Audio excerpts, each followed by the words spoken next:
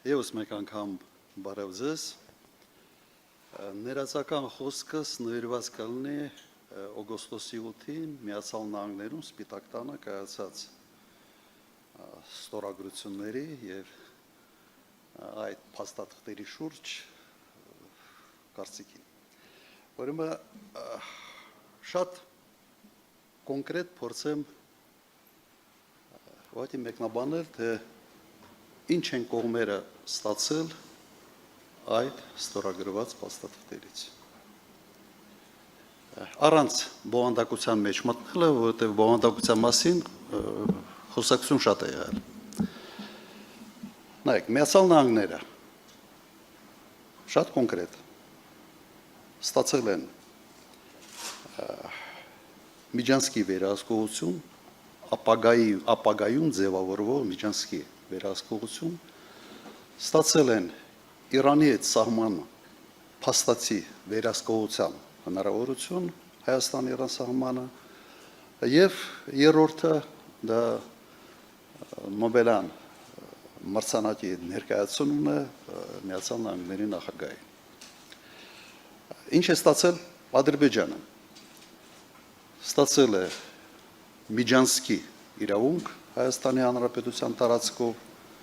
ստացել է Մինսկի խմբի լուծարում և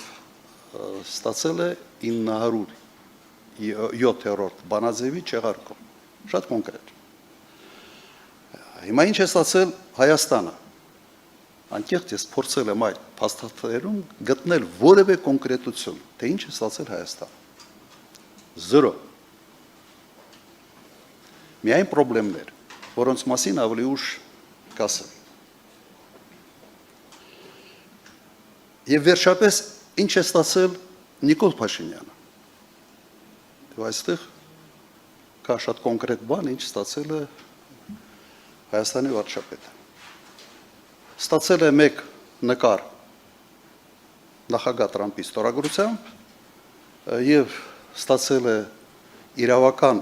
ուժ չունեցող մի թուղթ, որը հնարավորություն է տալիս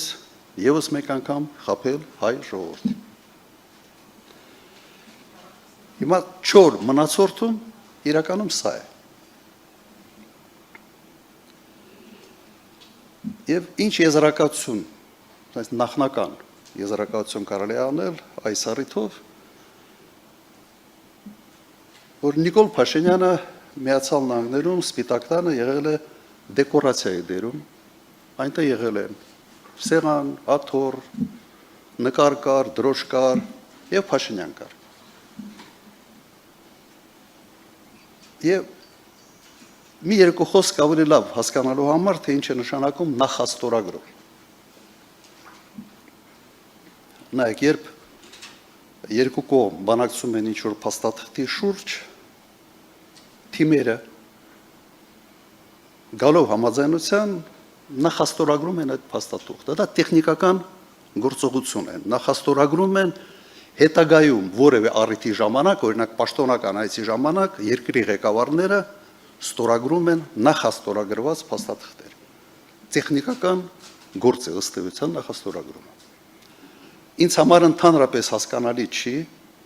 թե պետության ղեկավարների ներկայությամբ ինչ է նշանակում նախաստորագրում։ Եթե ամեն ինչ պայմանավորված է, ավելի լավ առիթ ստորագրել այդ փաստաթղթերը հենց ղեկավարների կողմից չէր կարող լինել։ Սա իսկապես հարցեր է առաջացնում նաև բովանդակային։